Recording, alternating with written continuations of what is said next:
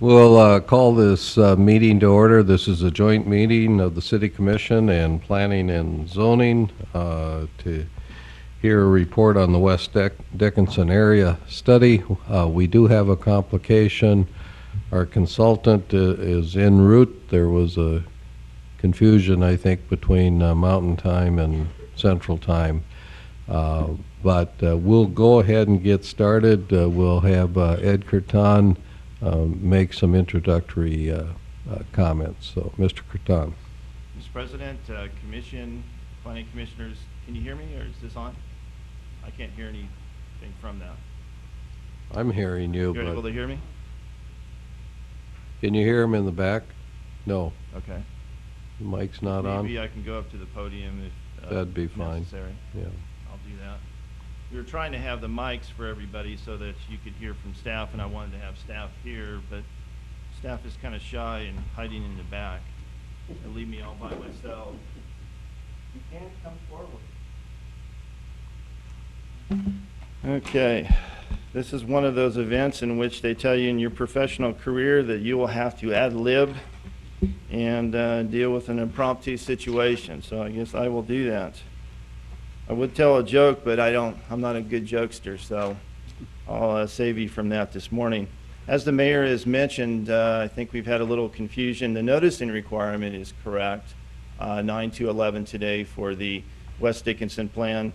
The plan that you have in front of you today is what I call a rough draft. We wanted to get the template out, essentially the template of how it would look, have pictures, some of the basic concepts for that, and some of the goals and policies for you to look at. The intent of today's meeting is to walk you through that process, and I haven't had a chance to look through this either, so I'm going to wait until our consultant's here to kind of walk you through that, but I could talk about some macro issues that as part of the process. And then get your comments back and allow you and the public to have a 3-week period to review this and provide us back with some additional comments that we will add together and then bring to you a more formal draft document in November. We'll have another joint meeting, hear your final comments on it, hear some comments from the public, and then come back with a final document for through the approval process in December to the first part of January. So that's kind of our estimated total, that our projected total at this, or schedule at this point. We didn't have a additional meeting scheduled for November, but as the process of the plan worked, it just makes more sense for us to have another meeting in November to go over that. So that gives you a little bit of a basis behind that. What we wanted to do is to, in essence, find from you, or to get a consensus from the commission, our future land use map that is noted in the draft plan, and then some of the policies. I will talk about one policy. I think it'll probably be a good discussion to start off with respect to this with respect to the plan. We are looking at trying to include the adequate public facilities ordinance that we were intentionally trying to do as part of our original comprehensive plan to be included within this ordinance, within this document. If you recall, the adequate public facility ordinance would require, before you can get a rezone or a preliminary plat or a final plat, you had to have sewer, water, roads, and then potentially adequate fire and police coverage for that level of services in order for you to get that entitlement. We discussed that as part of our original comprehensive plan, but due to the final modeling that we got from KLJ with respect to sewer and water, we didn't implement that because we knew that we were behind the schedule, and we're trying to do our best, as you're very aware of, to catch up. You know, we're funding $100 million plus this year in order for us to get caught up in our sewer, water, and road. So it did make sense to include that within our 2035 comprehensive plan. It made sense to maybe include that within this subject area because for the most part, we have a blank slate. The West Dickinson plan area of roughly 6,100 square feet or square acres is a blank slate. We have some industrial, we have a lot of agriculture, and we have some residential, but we have not included those areas other than, I believe, I believe it's sewer and water that we have for South Hardin and for the Dakota Refinery for infrastructure going through our area. Other than that, it's not part of an existing capital improvement plan. So it would make sense that we would entertain or at least look into that idea. There's pros and cons with respect to establishing an adequate public facilities ordinance. One would be, the pros would be that if you do not have those services available, then we would not allow that entitlement. An example would be going from ag to single-family residential or commercial or industrial. If you don't have those urban services available for that development, then you would not have that ability to get that entitlement. You would have to wait until such a time as it's either provided by the city or the developer would have to do that. As staff, we've had several projects recently that have come through the commission in which we've granted the entitlement, and then we're negotiating how should we pay for the road, how should we get the right-of-way, how should we address sewer and water. This would be resolved at the very start. And if we do not have that available, then it'd be up to the developer to either develop at a rural nature, which would be fine, or they would need to pay a significant, if not all, the cost associated with that. The negative of that would be you'd slow down development because we don't have a significant amount of infrastructure improvements scheduled for the West Dickinson area. That's one part of this plan that I would like to see if there is any direction to establish a concurrency provision that would be associated with the adequate public facilities ordinance. I could talk about it a little more in detail, but I just kind of wanted to open it up at this point and see if there is a direction for that as part of the West Dickinson plan. Mr. Katan, if the adequate public facilities ordinance was adopted with the West Dickinson plan in mind, would it be restricted just to the West Dickinson area, or would that now cover all development inside of Dickinson and its ETZ? That's for discussion, Mayor. For me, I think that probably next year, a significant amount of development that has been delayed because of inadequate sewer, water, roads will be corrected. And I think at that point, it would be wise for us to look at that probably next summer to see if we want to apply it citywide. At this point, I would probably say no because we're still working on correcting that problem. The West Dickinson plan is dealing with future development. It makes sense for us to address that for future development that have not received entitlements compared to addressing that within the city itself. So I would recommend we defer that until probably next summer, then have a detailed discussion with respect to that and see if we want to apply it throughout the city and then also in our extraterritorial zone. Other comments or questions by? No, I would see this as the adequate facilities thing as being really just a formalization of what we've kind of been doing on an ad hoc basis without a good policy and a good plan. I would be in favor of pursuing that, see if there's any devil in the detail, and I would think it should be for our entire community. Mm-hmm.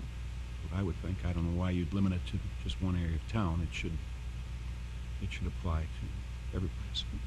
And just to give you some details with respect to it, it's not as if the adequate public facility ordinance states that if you do not have sewer, water, roads, and whatever criteria that we may have in addition to that, at the time of development, at the time you apply for an application. If you don't have it, then we recommend denial. No, the intent behind it is to state that either we have the services available, ready to be hooked up, or they are noted as part of a capital improvement plan that is fully funded. That's the key. It's not labeled, but it's secured, it's already funded within 2 years.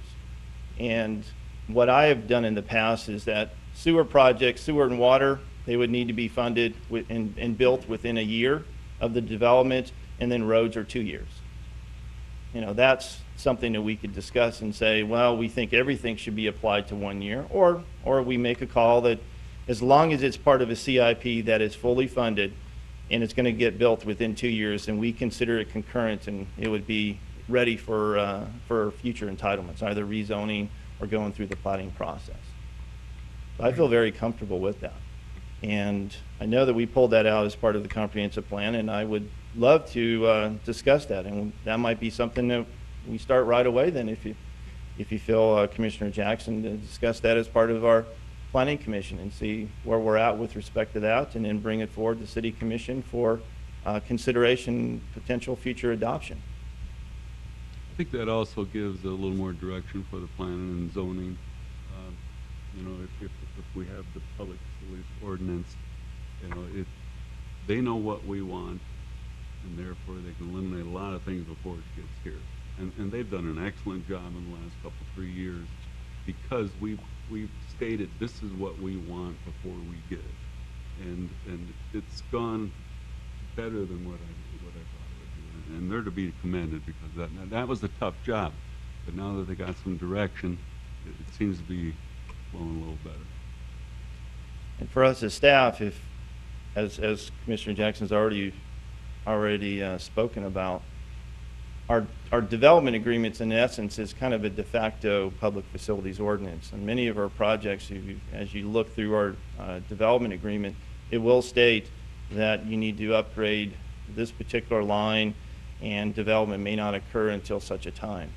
These issues will be, instead of doing development agreements, they will all be put forth as part of the public facilities ordinance.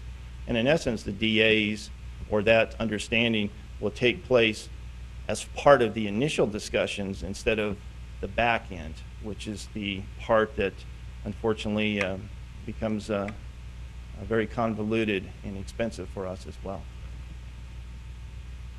Well, good. I'm glad to see that there is some direction with that. From staff, we could bring forward that and start the discussions on that. I think that's a critical component as part of the West Dickinson plan. Well, Yeah. you've heard comments from a couple of city commissioners on this issue. How about from planning and zoning members? Any comments either contradictory to what you've heard or in support of? I don't see anything contradictory, but I do see where Mr. Cortana has addressed the issue of the funding of any capital improvements.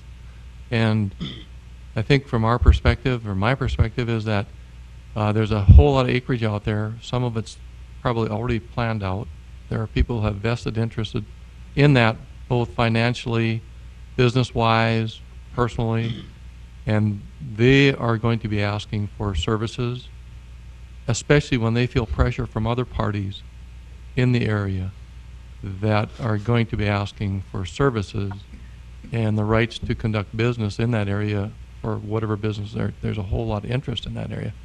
So I think that's a good plan to look at, to move forward with, is looking at the fact that how are you going to stage it with the timeliness of the infrastructure in regards to sewer, water, roads, and the pressure then from private industry that is going to cause some of those plans to be altered, and hopefully there's enough leeway in there as the plans develop that we can facilitate that growth. Because it's a whole lot of area to grow, and I'm just thinking of how it's going to proceed in a fashion that the different zoning districts meld with each other and don't cause complications. But beyond that, the expense of it and the timeliness of it, which services you're going to allow to come along, and which entitlements you're going to give to those people. And I think you're going to see a whole lot of, I just think got to keep it open-minded that you're going to see a whole lot of pressure from private industry that you may not see this going along in a fashion where one thing abuts to the next as we go. It's going to be, there's going to be some spaces, and that can we facilitate that with our capital? Those are my thoughts on it, but I think, yes, you're on the right track. And it should not be, in some ways it should be separate because it's going to impact, all of these dollars impact what we do in one part of the city as opposed to the other part of the city. And so I think you have to take a large view of the whole thing, not just the west side. I think it's got to be laid out because there's a whole lot of development that has to go in there, a lot of infrastructure, but you have to be cognizant of what else other parts of the city are going to demand also. It's going to pull on it financially, pull on the demands. Well, I think to dovetail what you've talked about, Mr. Aberson, is one part of this plan that I think is worthy of discussion would be any new expenditure for infrastructure should be in addition to what we're trying to fund and trying to support the established urban service area. And that's a question that I would like to bring up and to see as part of our comprehensive plan. We had the urban service area, and we've said this is our area that we're going to develop within 20 years, or that's a time frame generally for that. We have flexibility with respect to it, and we're going to provide urban services for that area. This is in addition to our urban service area. So I think new infrastructure that will need to be built to accommodate development should be separated from the funding for the established urban service area. It needs to be in addition in new funds for that area. Or do you want to look at funding for development within the urban service, within the West Dickinson plan to be included within the whole area? Should it be separated and established as new and unique, or should it be combined or intertwined and prioritized on a basis of the West Dickinson plan and the established urban service area that we do have today? I think one of the more important things that we have to remember, and I think we got away from it on one of our projects a little bit, and that is that we need to remember that we should be going at our speed and so on.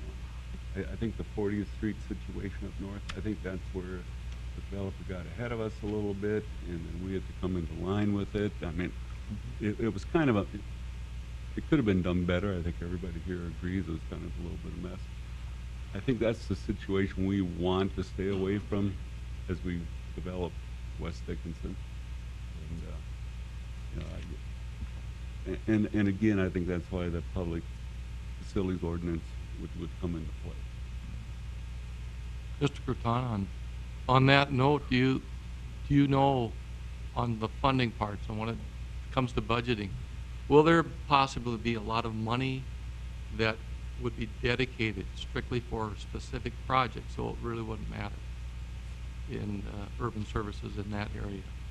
Does some of that money come in totally dedicated? Is that a big factor? That is the question. Should this plan be looked at an augmentation of our established urban service area as part of our existing comprehensive plan, or should it be established for funding for the infrastructure, sewer, water, roads, public facilities? Should that be a different funding that would be new and above what we are trying to do within our urban service area? That's kind of my question, because that information will be needed for us to craft our CIP to how we're going to fund the infrastructure within this plan.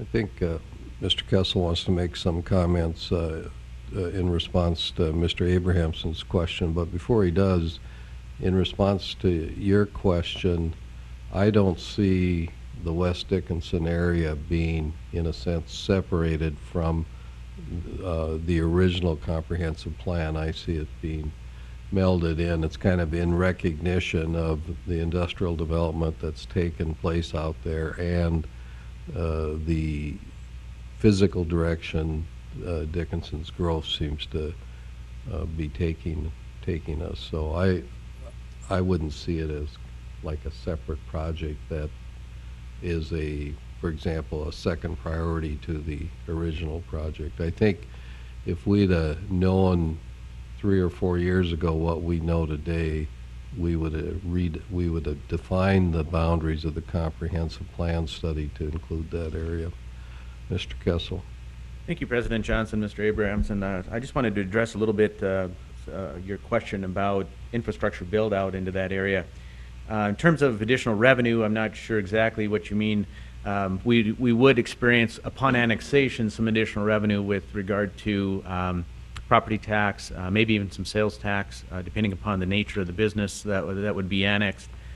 But primarily, when it comes to infrastructure build-out, we do have a 5-year capital improvements plan. That plan does include some cash or revenue sources dedicated to the infrastructure build-out. They are in no way adequate to fully build out the area, but they do have some funds to begin the network, primarily with regards to roads and to water and sewer. Beyond that, and they're placeholders. For instance, we may have $10 million in 2017 to build out the road network in the West Dickinson Plan area. We haven't identified a particular street or a particular roadway for those funding yet. We just know that it's coming and that we needed to have at least some revenue to cover those expenses. We have also included in that capital improvement plan some state projects or projects we hope to be state projects. A good example might be the Exit 56 interchange that's happening now. We have a overpass or a grade separation at 50th that we hope to build down the road. We hope that is a state project. That project right now is not, does not have to be a state project. It's much like the State Avenue grade separation. We are grateful for the DOT to come in and take the lead on that project, but it was a matter of influence that they did that in recognition of transportation issues that we were having. So to try to, I hope that helps to answer your question. The revenue streams that we'll see, I think, will not be enough to fully develop the infrastructure that's required for that area. We'll have to heavily rely upon partners, including the state and others, in order to do so. We do have some monies dedicated in the 5-year plan, but they would not be adequate to fully develop the whole area in a 5-year time frame. There'd have to be additional revenue cited in order to make that happen. So, does that answer? Yeah, that's a really good start. Okay. I think in addition to that, most of the funds that we would use for development would be state oil impact funds. And of course, the rules can change every 2 years as the legislature meets, but we've been discussing with representatives from the governor's office and legislative leadership about the need for not only more funding, but the funding to be in the form of block grants, so we can decide how the money gets spent, as opposed to them granting us, say, so much money for wastewater, so much money for water projects, that type of thing. We can decide the priorities, and I'm optimistic that we'll see more monies come to us out of this next session in the form of block grants as opposed to tied to specific projects. Now, as Mr. Kessel said, anything that the state DOT would do, of course, would be tied to their funding bills. But we'd like to have the flexibility to respond. I'd like to maybe just raise an issue here, Mr. Curtin. I was quite surprised last week when I read in the Dickinson Press about Niles Hushka, who's president of KLJ, read his presentation to one of the interim legislative committees, and in there when he said he expects Williston will need 15,000 additional housing units by 2019, and Dickinson will need 9,500. And I thought, well, 2019, that's like just over 4 years away. I know we're not building housing units at that rate right now. And so and I don't know, how many people per housing unit. I think it's somewhere between 2 and 2.5 is a reasonable number, which would mean if he's correct, we have another 20,000 people to deal with in 4.5 years. I thought that sounded to me like this is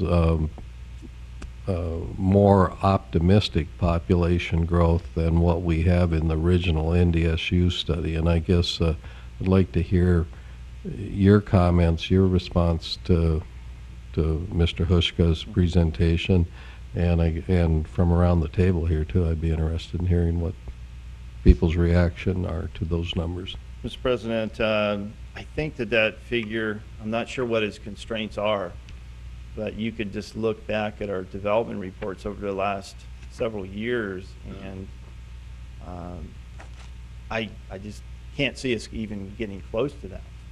When you look at the development activity that we've had, the constraints, unfortunately, we've had over the last 2 years, but when we get the infrastructure in order for us to move forward, I can't see us coming close to that total. I mean, I just don't think it's, I don't know where the constraints that he had factored on there, but I think that we'll be well below that.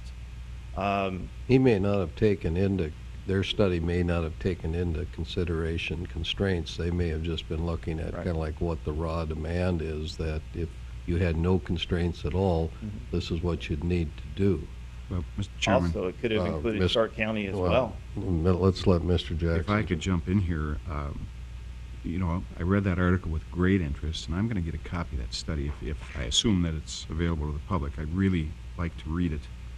But if you look at page 7 of this report we have in front of us, it has the projected population in it. And that graph shows us at 40,000 people at 2020, which is probably another, 12 or 13,000? Yeah, I would agree with that. So, there's a conflict between these two reports. And I'd like to reconcile that. I'd like to understand why there's a conflict. Well, to kind of give an idea, Mayor, 2012 was our record year, and that year, including all dwelling units that we had, I think it was like roughly 1,583 or something that we had total dwelling units. That included all the apartments, R2, and single family as well. Next year, I really feel, based upon the pent-up demand, the demand that's coming my way, meeting with developers, that we'll have next year will be a record year. A lot of that is going to be because commercial has steadily increased because we have more and more house rooftops that are associated with that. I haven't went through and kind of factored in what I believe the developers are looking at building next year, either projects, apartments, or single family, or plats that have been placed on hold that would be free next year that potentially could add in single family and R2 zoning, and then add the apartments as well. But we could get close to that figure. But 1,500, let's just throw that number out there. 2.3 is the normal census figure that they use. Ours is well above it in today's environments. We're probably 2.5, maybe closer to 3 for that. But let's just use 2. That would be 3,000 people. Of course, that's not going to all get built in 1 year. It takes maybe a year and a half in order to go through that build out for it. But even on a record year, we're looking at about 3,000 plus that you would add a year. Add that to 4 years, you're about 12.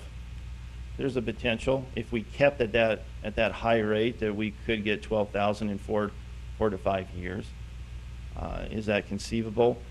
I think next year will be our banner year, then we'll slowly taper down, not at a significant drop, but a progressive drop down over a period of years. But our record year, we're probably looking at about 3,000 people potentially coming in with associated new housing, 3,000 to 3,500.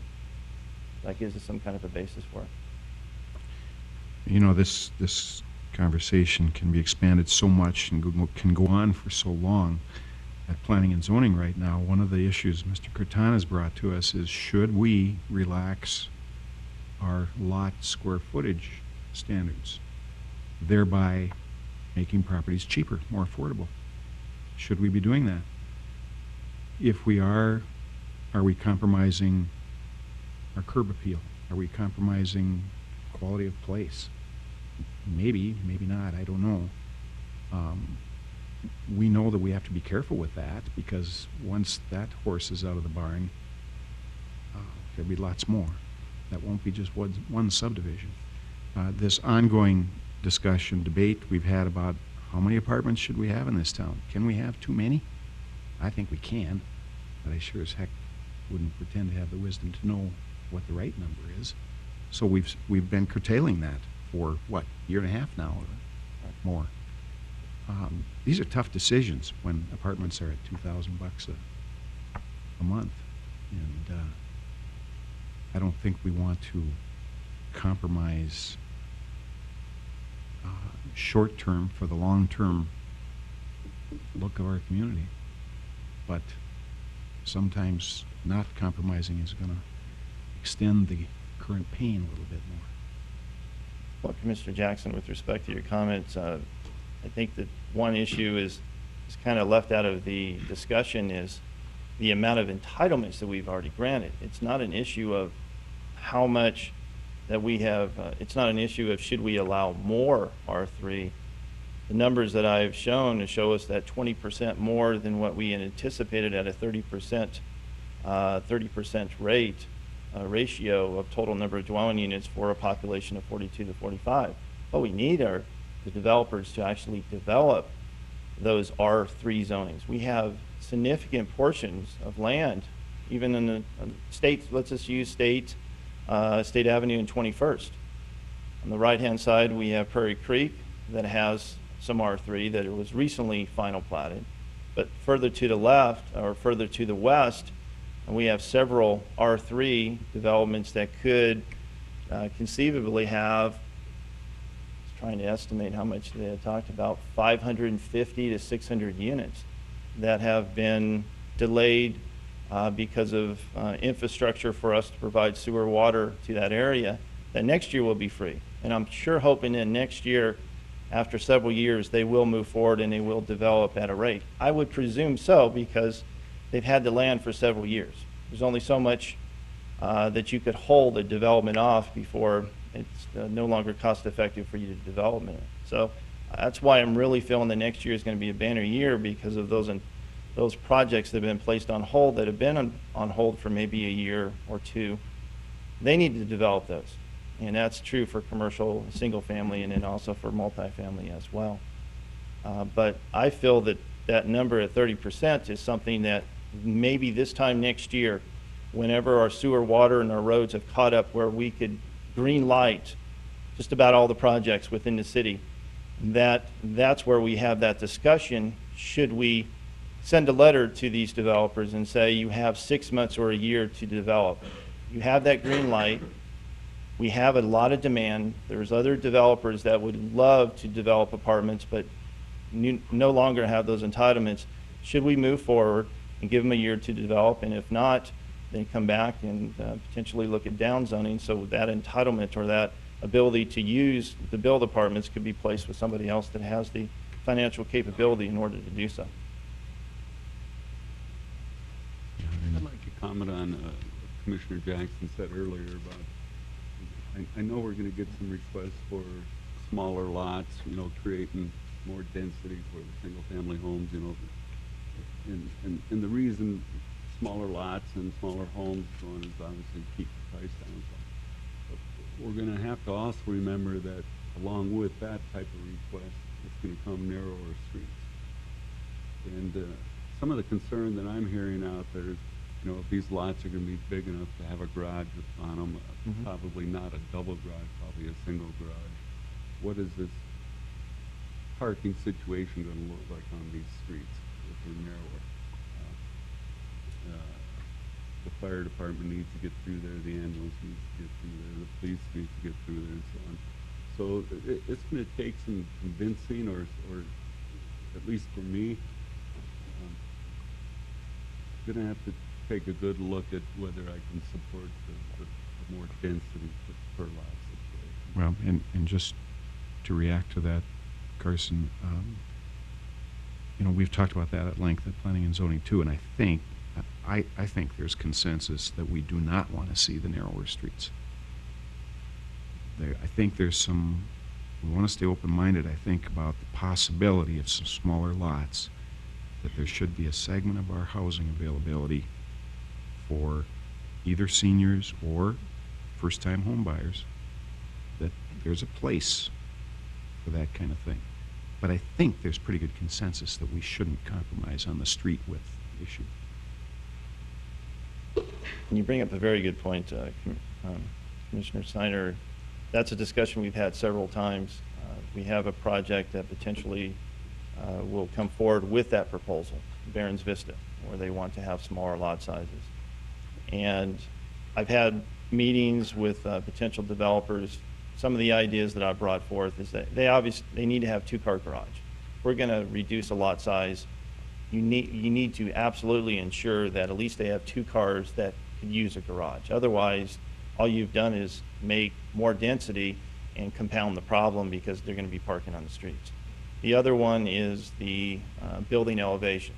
We want to make sure that what they're going to build is something that we're going to be happy with as a community. Instead of just saying we could reduce the lot sizes we're looking at those as planned unit developments in which they come in with a innovative building design, something that we would enjoy, we would like to see.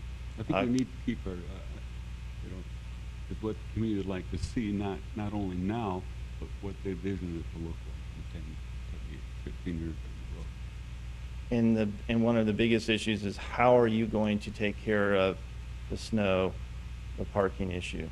And thus far, I haven't had a developer come through with a plan that's really been a large-scale development. I mean, we've had some smaller projects come through, but nothing that's a large-scale size, 10, 20 acres, because those are issues that are unresolved, that as a planning commission or a staff, we haven't felt comfortable with bringing a larger project forward with that.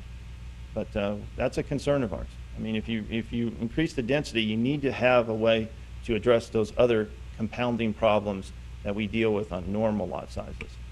And how you resolve that is left up to the development community to come forward with. So it sounds like I think our consultant is here.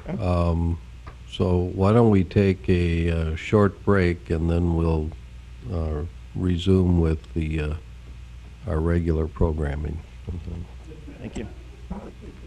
scheduled programming. So we'll take a 5-minute break.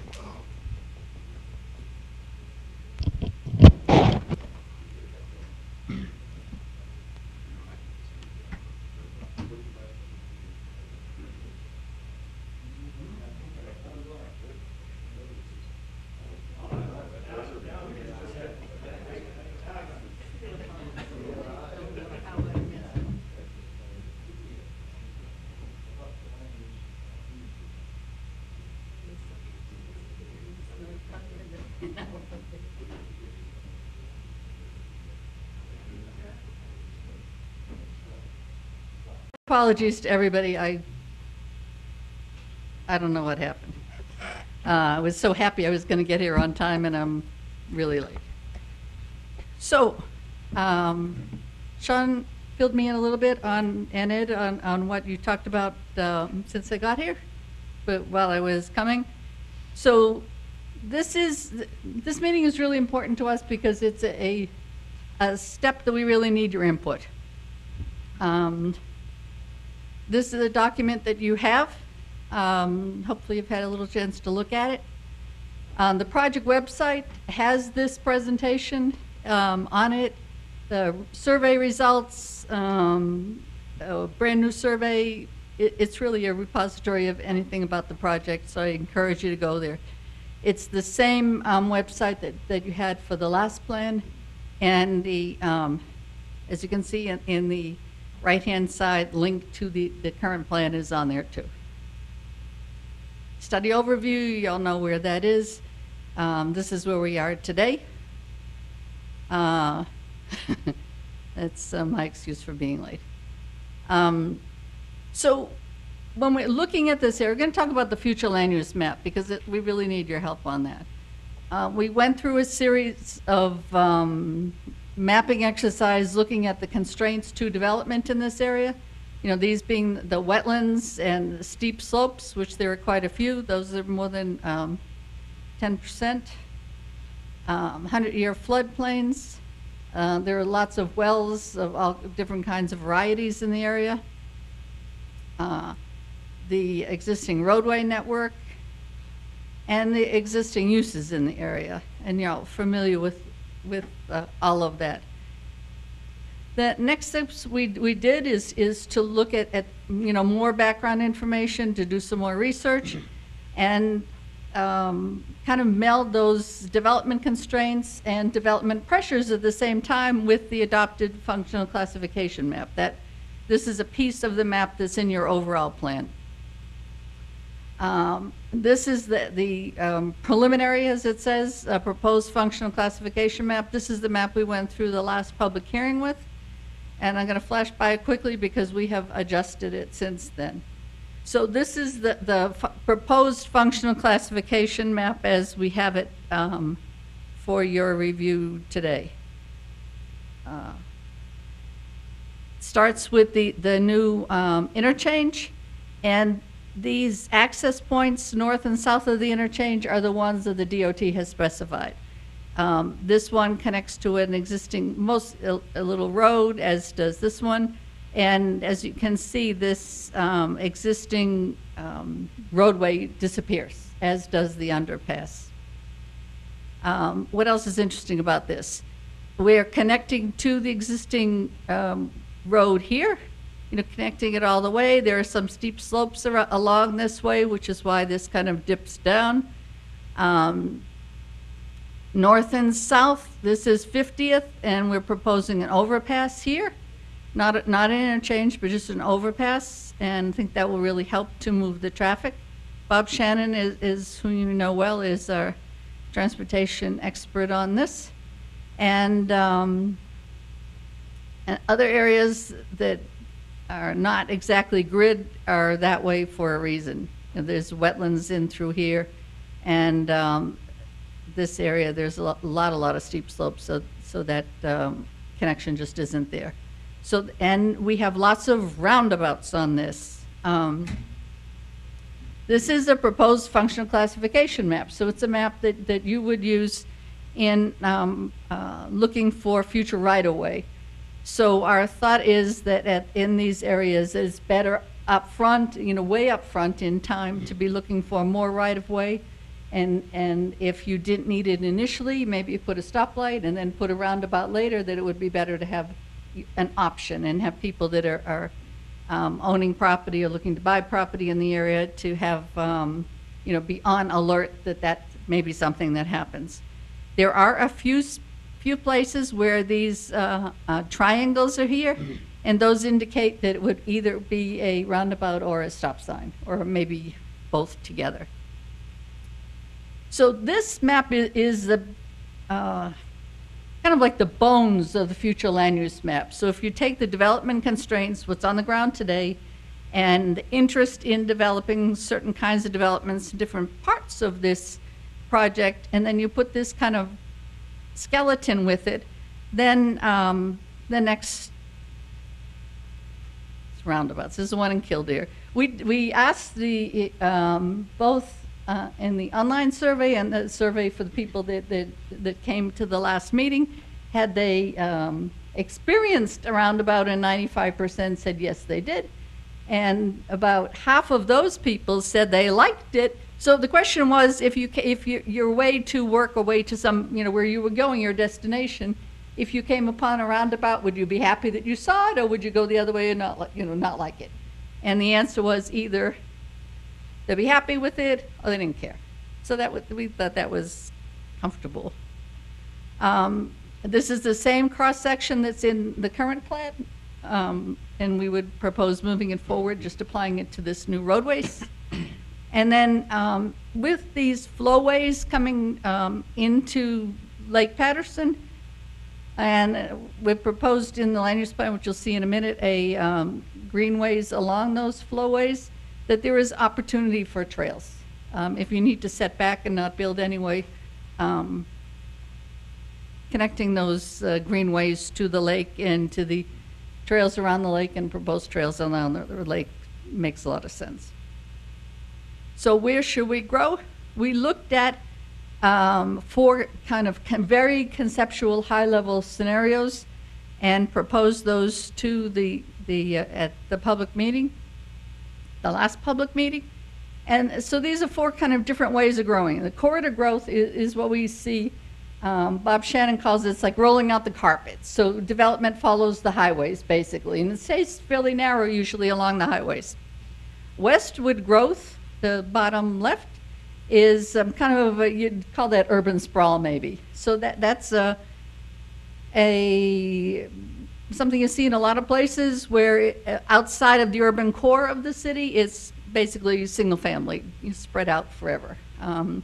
The upper right is a village or a nodal development concept, and that's where you really intentionally focus development in certain places. And the bottom right is industrial focused. So these couple of slides just kind of walk through. So the first is a graphic generalization of existing development, and this is very general. And so, kind of see, how development may happen if you follow this kind of growth corridor concept. And this is probably where it is today. And, you kind of see it marching along 10 and marching north of 94 and then going up along 116, until it fills in. The westward growth is a little different. It kind of just sprawls out like an amoeba.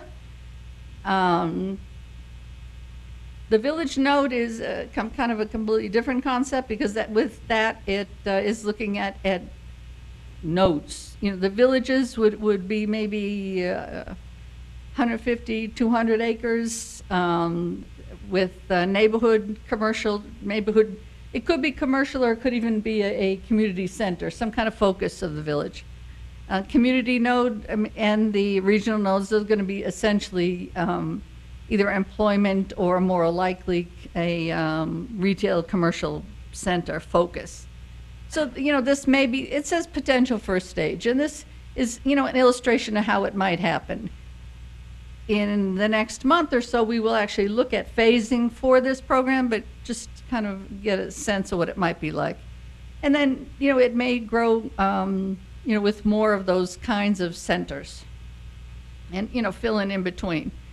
We asked both online and the people that came to the meetings, where should we put in future industrial? Because there's some concern expressed about compatibility between industrial development and with residential development. And this was it, 74% supported putting it near the refinery and the Bakken Oil Express, which just makes a lot of sense.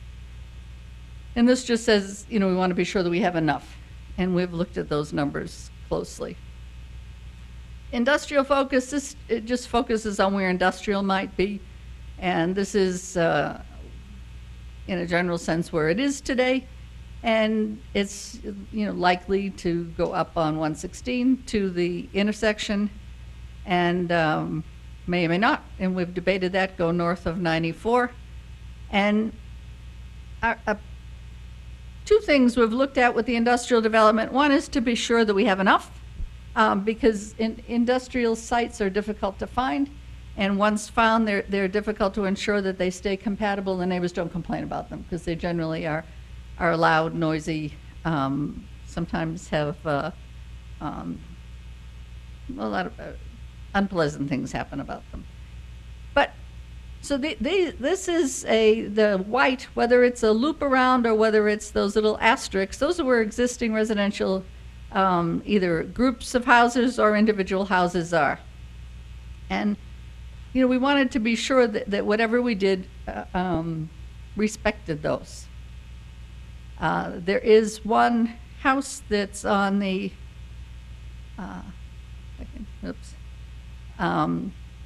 there, just north of 10 that is already recognized as going to be turned into a commercial contractor's yard between on the northwest corner of 10 and 116.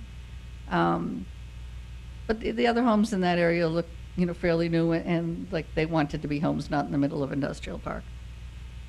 So that's a concern we had. Then this slide is an idea that we had looking at the possibility, because of the way that they can do the drilling of drilling south of 94 and freeing up it on the north. We've not pursued that very much, and for a lot of different reasons, I don't think that's going to go forward, but that was that idea. So then we took maybe the best or pieces of those different concepts based on the reaction that we had at the meeting and worked toward developing a consensus or something to move forward with. And we asked the folks at the last meeting, you know, which of these, it's always, you know, challenging to say, you know, which of the, you know, my babies do you like better than another one, but we did ask them. And this was the idea. What they liked the best was the growth corridors, you know, focusing development along the existing or proposed major roads, basically. And the second runner-up was the urban centers and the nodal concept. We also asked them, what do you like the least? And what they liked the least is the ones they didn't like the most, basically. No big surprise there. At least they were consistent in, you know, what they liked and didn't like. So this is again, this is a very generalized graphic depiction of kind of putting those things together. So what this shows you is focusing the industrial development, as was indicated before, around the Bacchanal Express and the refinery. Big focus at the intersection and urban development. This doesn't say whether it's residential or commercial. It's still a very generalized, high level in the rest.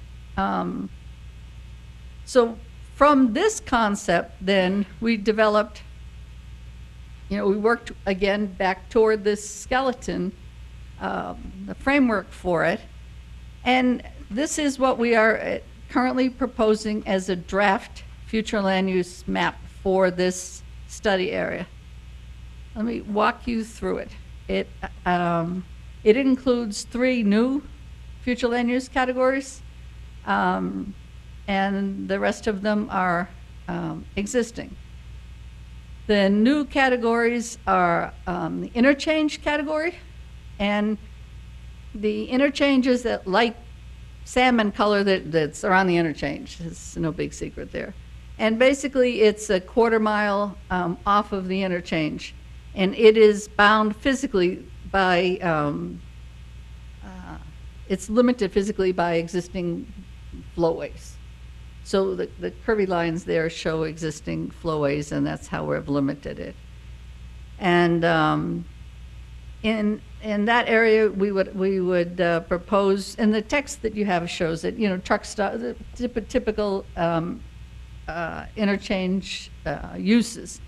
I have a slide and a couple afterwards that we asked people at the meeting, and the survey that's online now asks what kinds of uses to put in interchanges. Our main focus in planning interchanges is to look at being sure that we're taking advantage of the valuable asset that's there. Be sure that this is developed as a gateway that's representative of the city of Dickinson. I mean, this is one more chance that the city has to have a really positive gateway to the city. And then also that whatever is developed there ensures that the carrying capacity of the road stays. We've all seen so many cities where they do a loop around the city, and in 10 years they've got to do another one because they messed it up the first time. So we've honored in this plan, and particularly in the future transportation plan, those intersection separations. And in this interchange, we've also suggested that any development in there be as a plan unit development to give you more control over what happens there, because it really is a window to the city. The darker purple is, it's called industrial, and that represents the industry that's basically on the ground today. The lighter is, it's called limited, you can name it whatever you want, but it's another industrial category that would be new, that would give us a chance to be sure that it was had the restrictions that you wanted. The residential, which is kind of an unfortunate greeny yellow color on the screen, that's the residential as it exists today. The lighter yellow is a new category, and we have called it rural, and it carries a proposed density of 1 unit per 5 acres. What else? And the commercial is as you have it today. And then the green hatch mark is an overlay. The proposed land use categories underneath it would stay the same, but this is an overlay that's called a greenway overlay that would reflect the flowway, the 100-year flowways is basically what it does, and the buffers around that. We come back to the map, and the one category I didn't mention is the parks and recreation, and that's mapped exactly as it is now, and those are publicly owned land. The greenways would not be; those would be privately owned, as it's proposed. And then the mixed use is the same. The mixed use is in the upper right around, you want to call it the Barron's Vistas proposal, and then there's some mixed use northeast of the interchange. This map is in the book that you got, and it's on the website, and I have a hard copy for the people that are in the room that want to see it in person. So let me walk you through a couple of those categories. These are the acreages that are within there. The rural is 28%. These numbers, they're in the book. It's table 3, if you wanted to look at those. This area, we've always said it's in about 6,100 acres. So these are the new and the proposed categories. So the residential, the mixed use, 385 acres, the residential almost 1,200, and the rural almost 1,700 acres. So if you looked at those acres, we wanted to see how many people's worth that map would hold, and it would be about 11,000, 12,000, depending how you did the calculations. So this assumes that, and assuming is always dangerous, that the mixed use category within this district would develop 45% residential at average density of 8. Those numbers can change all over the place, and that the residential would develop at a density of 3 and the rural at 0.2.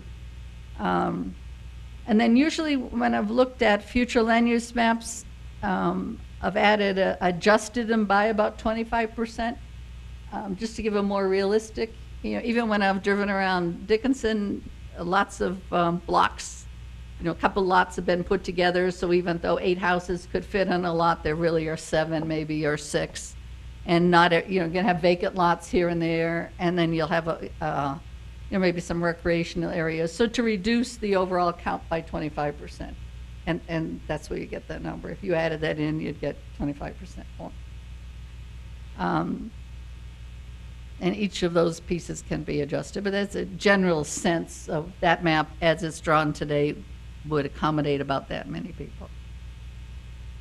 The commercial, and under the The interchange is almost 200 acres. The commercial, I put a plus next to that because there is some commercial, minor commercial, neighborhood commercial allowed in other categories, so to be somewhat more than that.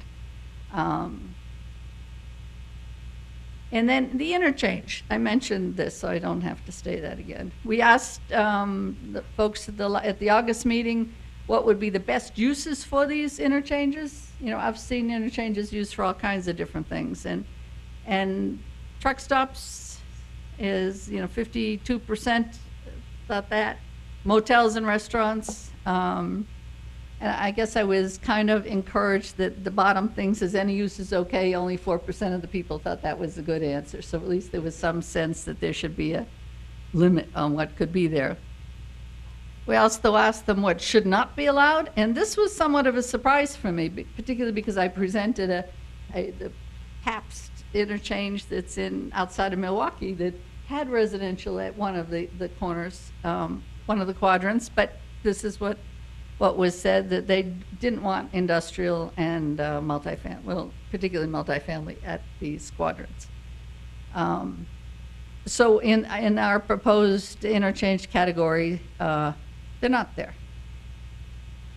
And this is, outside in the commercial area outside. What are you looking at mostly? And it's, for the traveling public, motels and restaurants.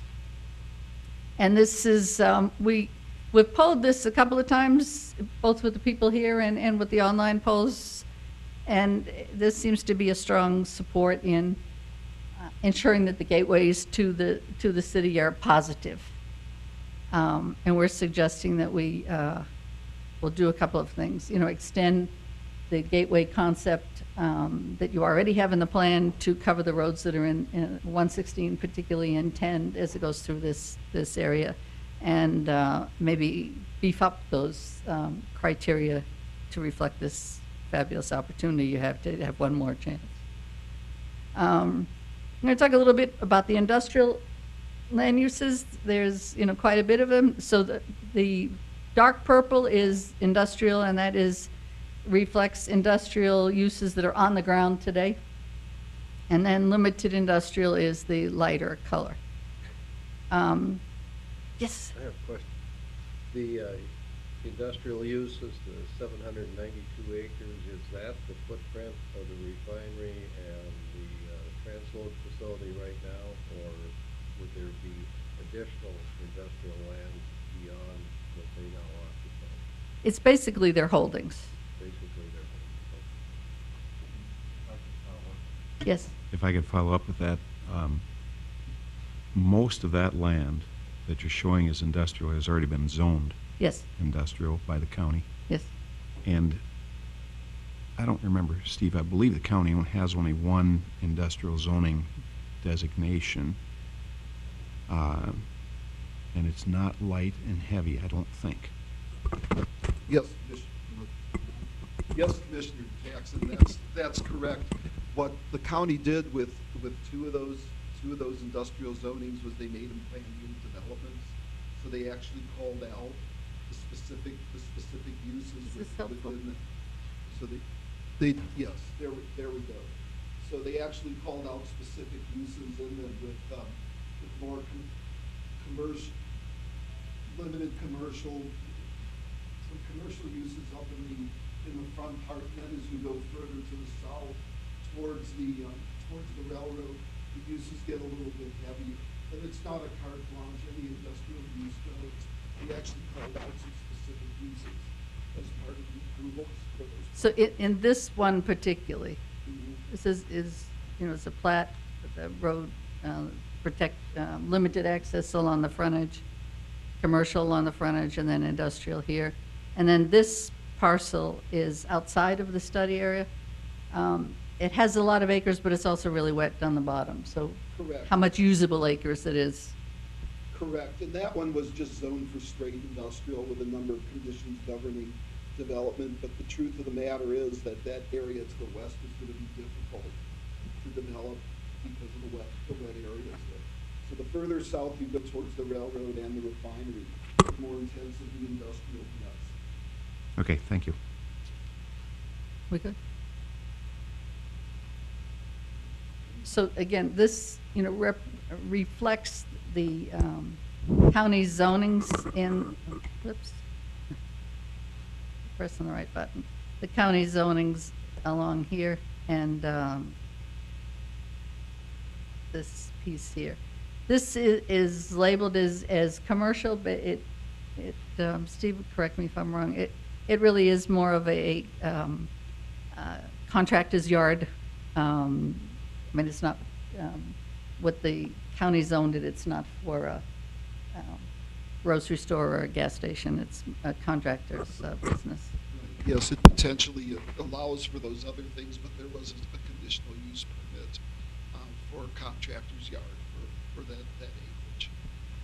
So we looked at other, so this was, even with the large expanses that the Bacchanal Express and the refinery take up, so it's not typical industrial. We looked at other cities, and this is, just a list of cities, and what kind of percentage of their total was industrial, to give a sense of how much we had. And and these are out of their comp plans, so some of them may be not 2014 numbers. So Williston, 23% of the city, and a lot of cities, kind of like our case here, there's industrial that's adjacent to the city right outside, so it sort of functions as being part of the city, but it's not in the city limits, which is a little bit misleading. But these are the numbers. Minot, very low number. Mandan, even with the refinery, it still is a very low number. And the airports of these places are not included in these numbers. Billings, I drive through there all the time, and they have a lot of industry, at least along the highway. 12% of that city is zoned industrial. I've looked at Midland, Texas, for a number of different reasons, because it's been in the oil business for a long time, so it's mature. It has a lot of the secondary uses or future uses that you may anticipate there, to see kind of how they're going. And that is a place where there is a lot of industry that's outside of the city, but that's what the number is inside. And then I have the numbers from the Dickinson 2035, and then us here. The proposed West Dickinson industrial, that reflects those existing two big uses, and then there's 14% more. So whether these are the right, I think, to me, this acreage and the percentage of the whole is really important, because industrial uses are hard to locate. Yes, sir. Excuse me. Not too long ago, Williston annexed, I think, 7 sections of land or something, and they only have 600 acres of industrial. Yes. Last numbers I have. Much of their industrial property in the Williston area must be outside. Must be.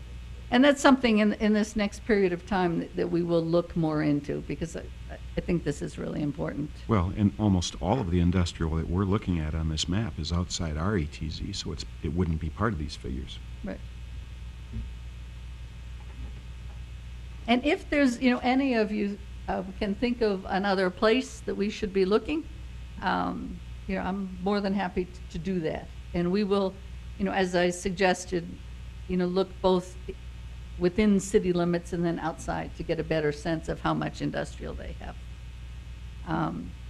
So that's about the industrial. And other land uses, the Parks and Recs, that's basically the BLM land that's along the lake. Other, that category is almost entirely the right-of-way for the interchange and for the interstate and the interchange and some major roads. So that's what that is. And then the Greenway overlay. I asterisked that because it's it's an overlay. It's not a category by itself. Okay, so this is kind of where we are, and again, my sincere apologies for being so late. We have a draft transportation map, functional classification map. We have a draft future land use map. And then our next step is to look at the estimated needs to support that, both community facilities and infrastructure. And infrastructure being, you know, all the big ones, you know, the roads, water, sewer primarily. And then all the community facilities. So we've already started doing that. And then to phase it, and then to come back down, and our end product is to include planning level cost estimates for that. So as we are moving forward, your input on either the roadway map or the future land use map, the map itself, or the densities that we've assigned, or where things are, will be really important so that we get it right from now on. This is a working map for the, so we're not, waiting for the water lines. Quick Based question on- before we get too far Yep, along here. Back to the Park and Rec, as you have it labeled. yep. If I'm correct, most of that land is not accessible by the public, right? Those are like safe havens, wildlife refuges, And a right? lot of them are really wet. Right, but I mean, they're not. It's not, so maybe it's it not should be True labeled, like Park and Rec. it's more like open space. or- Right, so if we're figuring those acres into the equation of how much other recreational opportunities there are in these other lands, we're not gonna figure those, No, right? Because they aren't accessible by the public. That's You correct. can't put a trail through there. So, I mean, you're 100% correct. So in our looking at our next steps, community facilities is one of the line items that we have to look at. Okay, And that will include police, fire, parks and recs. Right. But the real park and rec. We've started work, putting circles around, that's why this map is so important, where densities or concentrations of people are going to be, so then we can kind of see how much open space and how much parks. And Joel Quanbeck, who's a planner with KLJ on, I didn't even introduce myself, but I'm sure that Ed told you Karen Day is coming from KLJ. Joel, who has interviewed many or most of you, has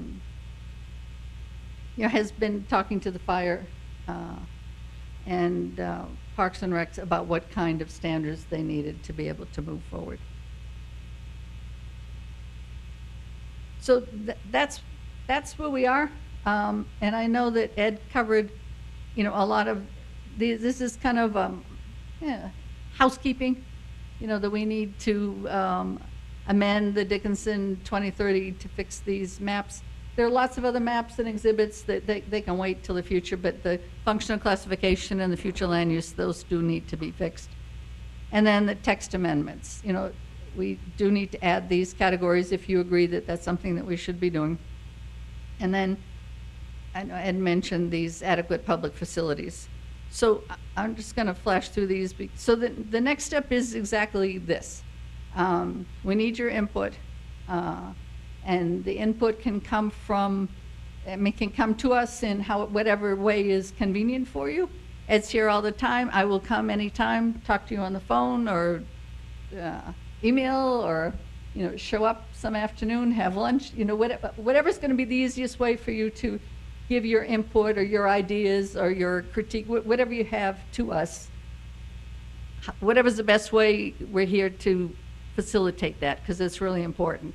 We don't want to get to the end with a cost estimate that's based on all of these steps and have it be way off and say, well, we should have fixed it here. We'd rather, and that's why we've added this additional meeting in November, to have us come back, with your input from this exercise to, be sure that we have it tight before we finalize the costs and the infrastructure and community facility needs.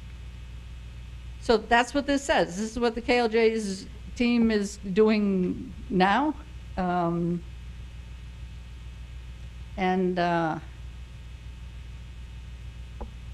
website is really a good repository for this presentation, as well as that book I sent you and the polling. There's another poll up, and there is in the back of the handout is polling, and we've had, I think, 12 more people, which is not very many, but, you know, polls since then, but the results look kind of the same. I'm happy to answer any questions, and again, my sincere apologies for my tardiness. I don't like to do that. I'm going to go backwards a little bit and put up the future land use map, since I think that might be.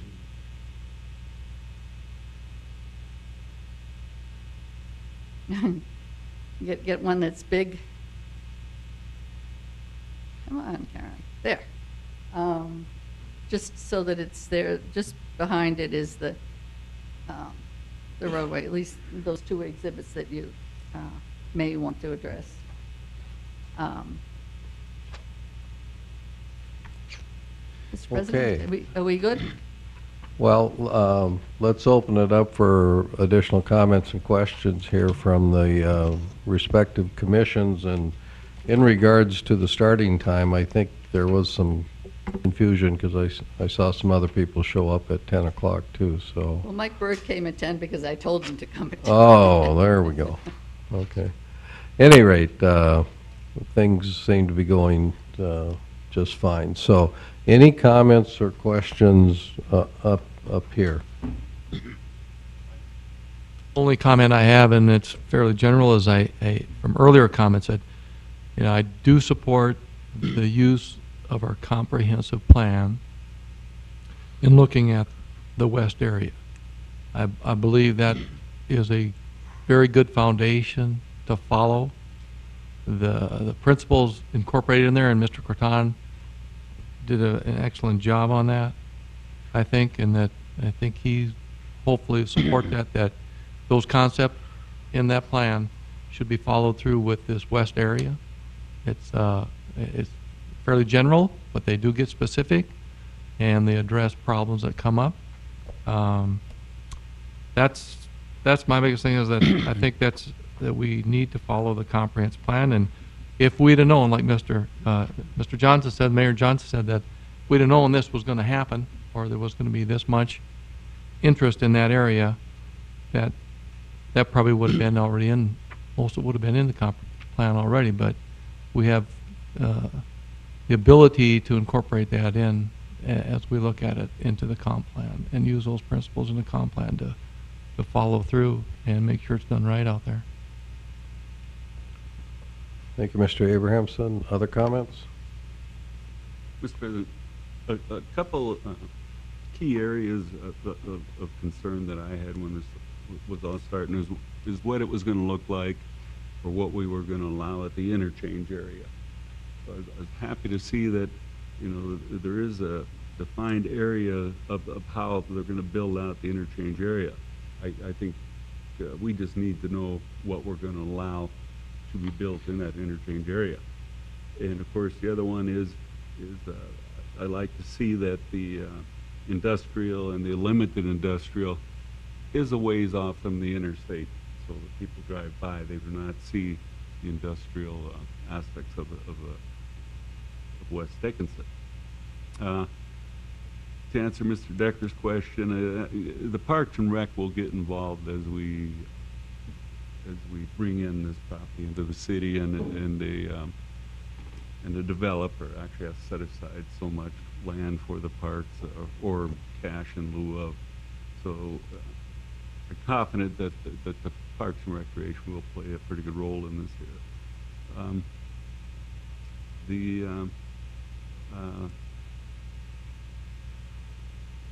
The residentials and so on, we were talking about that earlier.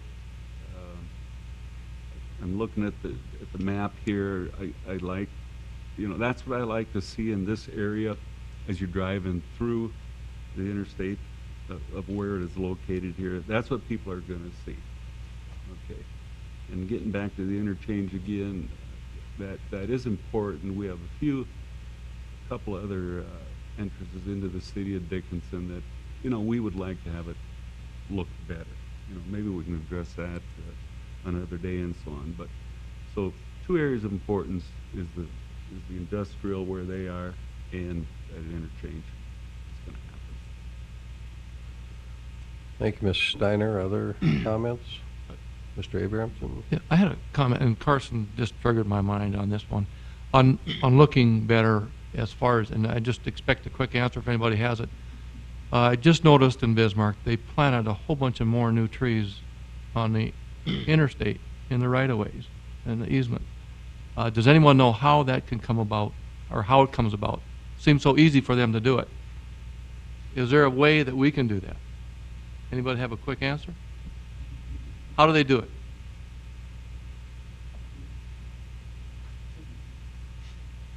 I wish it was a quick and easy process.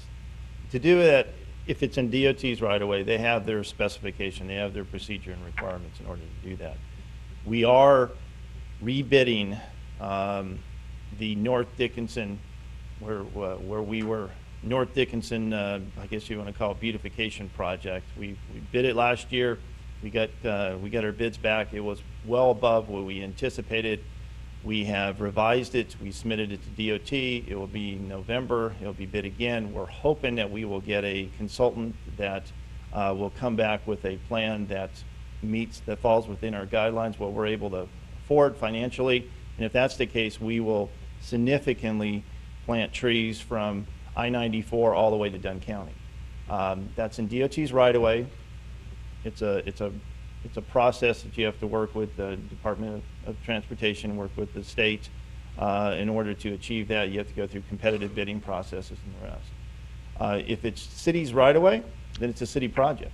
And if you've noticed, we have been increasing trees throughout the area.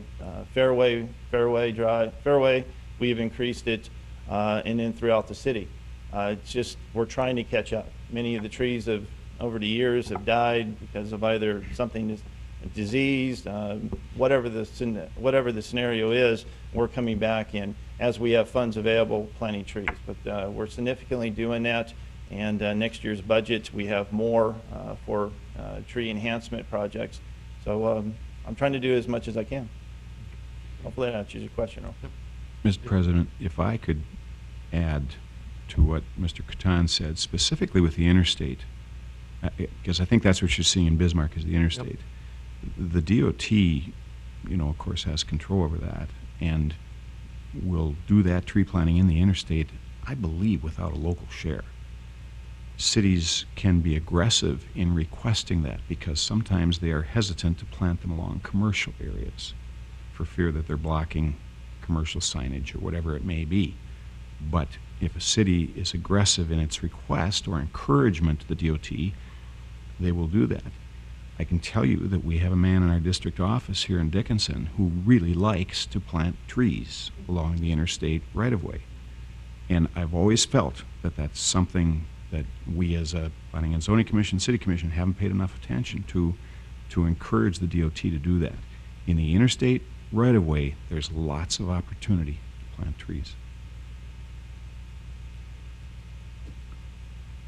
Mr. Kessel, did you have a comment? I do, but it's unrelated to the tree scenario. So as long as you're... More comments on trees? Well, go ahead, introduce a new topic. Thank you. Actually, it's I think Commissioner Steiner introduced the topic of residential need, and I'd refer to your page 33 in your book. I generally make my comments behind the scenes, I'll call it, but I want to raise this one to you as a group since you're together. You'll notice in that page it calls out for a total population accounting of 10,800 people.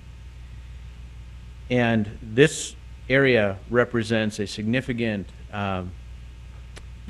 investment in behalf of the community and others to try and accommodate our population gain.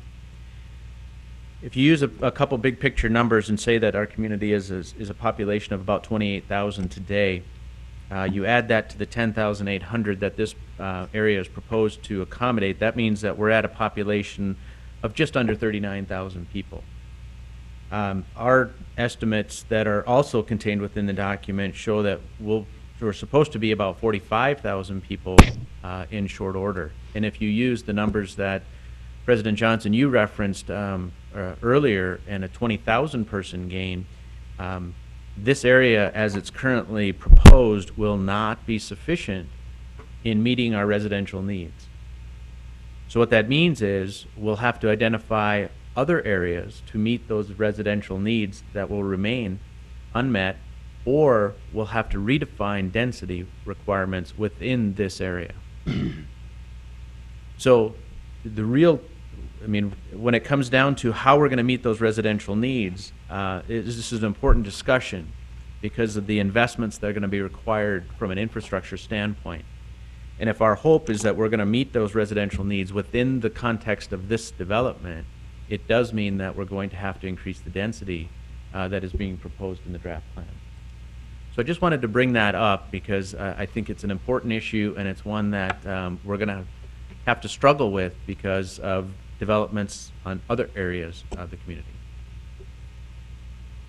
I think there are other areas in the community where we can grow residentially. I think most of us would agree that our primary area of growth is going to be west and probably northwest, but that doesn't mean that we won't grow some to the south and some to the east.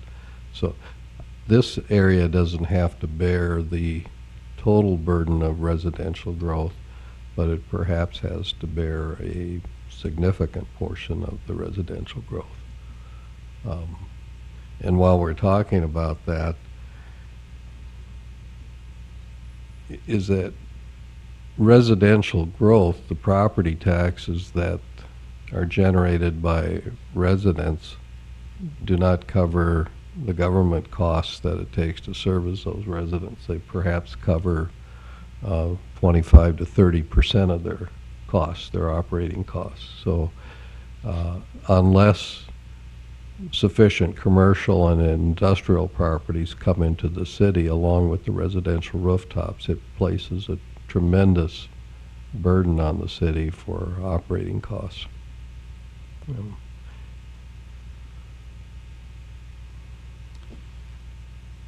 President, I know we have some people here in the public. If you want to open it up to the public. Yeah, absolutely. We're going to let everybody talk. Just, are there any other comments or questions up here, or do you want to save your comments and questions? Mr. Decker?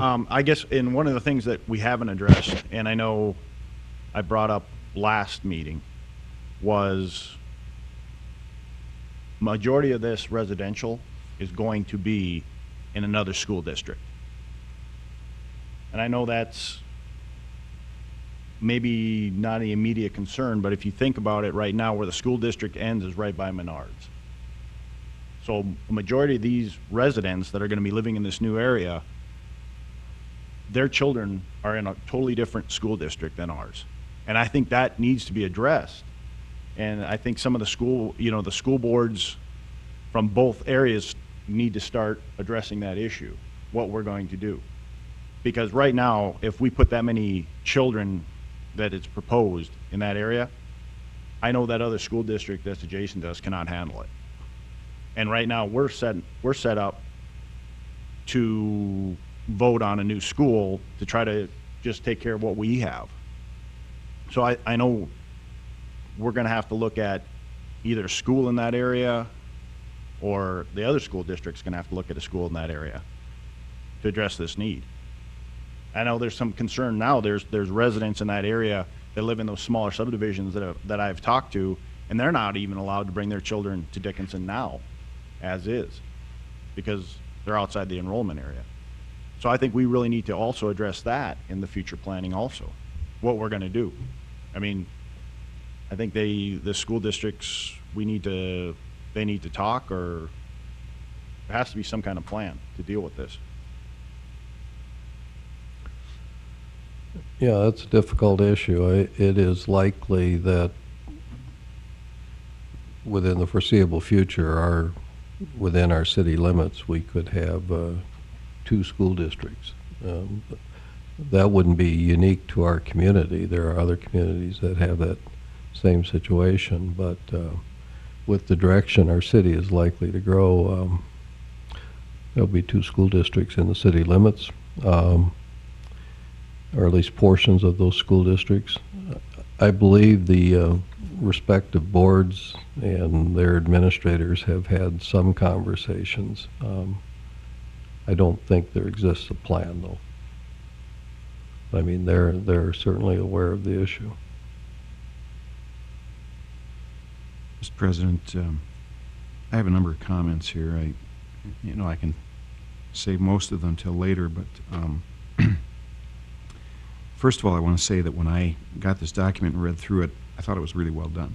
I thought it was really going to be to the point of what we need in this area and for the growth of our community. As I was reading it, there were a few things I said to myself, gee, I wish we could do this, and as I got to the end, looks like you're going to do that. So I'd really compliment you on what you've done so far. But if I could, three comments just to start out here.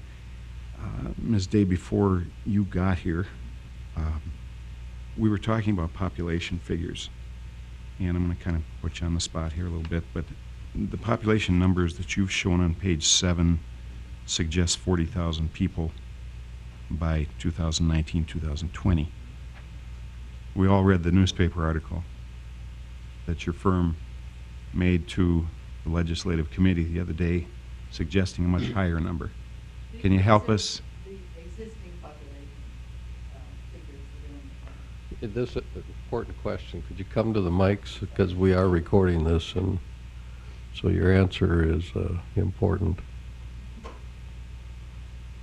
When we were looking at what our tasks were going to be doing this, projecting population wasn't one of them, for lots of different reasons, because it's such a moving target, and it's really important in the grand scheme of the city, but when you're looking at this little piece, as you said, it's a part of the overall city, and the growth of the city won't be borne by this little part of it. Wait, it's not a little part. This part of it, or by another part of it. So the population projections that are in there, that big arc is from the 2035 plan. We have looked at population figures, and we've looked at the latest stuff that we've seen from NDSU. They project large regional numbers, and in one of their documents it says you could make a crude estimate that like the city of Dickinson had a certain and that's their terminology, certain percentage in the census, so that they would have a certain percentage, and we've done that, and we've debated to what extent to put that stuff in here, and we can do that if to me, how many people could be accommodated in these 6,100 acres is probably the most important for what our particular task is. And as you suggest, each of those colors has a density assigned to it, and so Mr. Kessel suggests either you increase the density or you change the colors. The light yellow is 1 unit per 5 acres. The regular residential is lots more than that. So by changing one of those pieces, how many people can be accommodated changes significantly. Well, and that's why I ask the question, because I know in the end it's us that we're going to have to decide what number we're going to use for planning and for the construction of our infrastructure. In the end, we're the ones who will have to make the call. But I did want to try to reconcile what appears to be a difference. That's why the numbers are the way they are. We will, in the next iteration of this, be clearer on the numbers. Okay. And then along with that, Mr. Kessel, I know you made a few comments, yet in the last year, I know Mr. Bertan came up with numbers that within our current urban service area, we can handle over 50,000 people. So somehow we've got to, unless I'm not understanding, we've got to reconcile all this somehow. Commissioner Jackson, that's extraterritorial zone. Okay, even ETZ is a much smaller area than what we're looking at here today. And that's over 50,000. So, you know, something's not meshing here. And we don't have to solve it today, but I think we do have to reconcile it going forward. The other thing that just leaps out at me is that, you know, as good as I think this is, and as it will be a really good tool when we get all finished here, we don't have jurisdiction over this area. We'll get a little more as time goes by, but we don't have jurisdiction over even a majority of the area. So there's a big void here, it seems to me, that we got to bring the county into this, and I would hope we could ask KLJ to make this presentation at some point to the county if they want it. But certainly we've got to involve the county more with this. You know, as time goes by, I know we'll annex more and we'll expand our ETZ, but I don't care how good the plan is, the other player has to be part of this. Commissioner Jackson, I did go with Mr. Kessel last month to update the county. Okay, good. And was frankly shocked that the reaction was as positive and encouraging as it Good. was. Good. And we will go hand in hand again. Okay.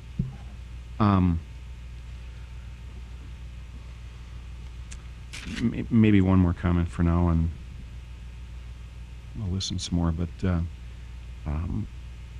the rural designation, although it seems appropriate to me, is, I think, something we really have to think about, because I agree. we're almost eliminating the possibility of municipal utilities in an area of rural residential development. It's just too expensive. Mhm. Now, perhaps if it's zoned rural now, and through the use of ghost platting and some other things, maybe we can manage that and be prepared for the future with that. But to annex something that we're going to leave rural zoning, I think we really have to give that some thought. In our next stages, you know, we both look at providing infrastructure to what you see on the map, and the map as it's adjusted going forward, you know, to provide infrastructure in the most cost-effective way. So physically limiting, you know, where more intense development goes makes sense, you know, given that as a goal for us. You know, and you know, then if you look at the population projection or the population accommodation on this, you could go out to the year, I don't know what, some year that some of us will never see, and, you know, paint the whole thing, you know, bright yellow or red or something. You know, this seemed to be a good representation of the near future. Mr. President, I'll stop there for now. Okay, well, thank you. Why don't we just open it up to public comment? Anyone is free to come to the podium, just state your name and we'll hear your comments.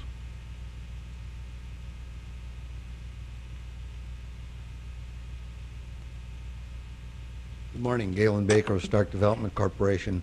I just wanted to encourage you to consider the industrial areas a little more strongly, and to make sure that we have adequate room for industrial growth out there. You know, as the state moves more and more into the process of looking at value-added energy projects, and you know, that is something that in economic development is being looked at across, you know, in Bismarck and across the oil patch. The potential for some of those projects to come to Dickinson is there, and those require considerable acreage. And they require considerable acreage that is pure industrial, not limited industrial. So I just would urge you to consider the future that could happen, especially close to the rail, for those kind of projects. Mr. Baker, do you mind answering your question? Sure. Do you feel then that your position right now that you don't have to over-promote industrial, that you feel there's adequate industrial right now, but you'd like to see more, so that, is there, part of your work, are you really going out there promoting, or is it like coming to you? Well, it's a combination. We are promoting. We are going out after those kinds of projects. And so we do want to be one of those cities that does economically benefit from value added to energy. And so in order to do that, you have to be out there expressing interest in those projects, meeting with those folks that might someday play a role in that. And so we are doing that, indeed. We do believe that the future of Dickinson does depend on being a little more diversified as far as its economy. And one of the ways to do that is to do value-added energy projects. And so, yeah, we're out there looking for those. Thank you, Mr. Baker. Anyone else from the public wish to comment?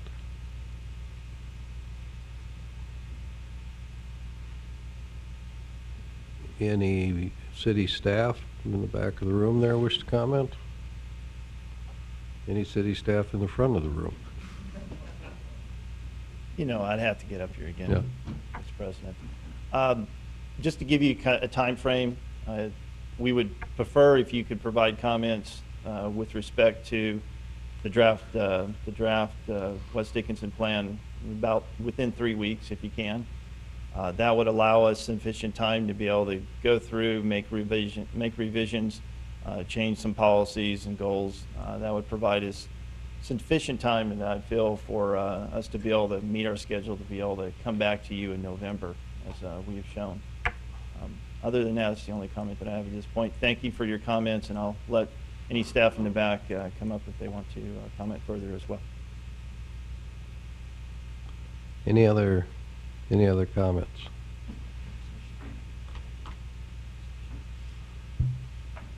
Well, I think we can assume that the NDSU population projections are achievable, I guess, and maybe conservative. We'll wait to hear more plan, but that it appears to me that we're going to have to deal with significant population growth for the next several years. And I know our city engineer, our public works director, and myself had an opportunity Friday morning to meet with representatives from the Department of Commerce, the governor's office, and the North Dakota DOT. And really that was part of our message to them, that we're expecting to deal with pretty significant growth over the next 3 bienniums. Beyond that, it's hard to see, but you know, it isn't like we get through a pretty major build-out period this summer and then we're caught up. I don't think so. I think we have multiple years in front of us of significant infrastructure build-out. The other thing I would say is, I mean, you know, our city is going to develop to the west and northwest, and here we're talking primarily to the west. Whatever plan we may come up with, it likely will not be a perfect plan, but I would say it is better to develop with a plan than to develop without a plan. And I think, too, we're off to a very good start with what I've seen here this morning. Mr. Abrahamson, you're the other chair at the table. Do you have any closing comments that you'd like to make? I have a quote from the great Colin McCoops. And he said, "Before we act, we must consider the possible harm of our actions, as well as the lost opportunity for accomplishing something positive." And I think the latter part of that quote is what we do here. But I totally agree. Better to have a plan than not, and there's a great possibility out there on the west side. Anybody else before we adjourn? All right, well then the chair to entertain a motion to adjourn. So move. Is there a second? We have the motion and the second. All in favor say aye. Aye. Opposed say nay. The motion carries. We're adjourned.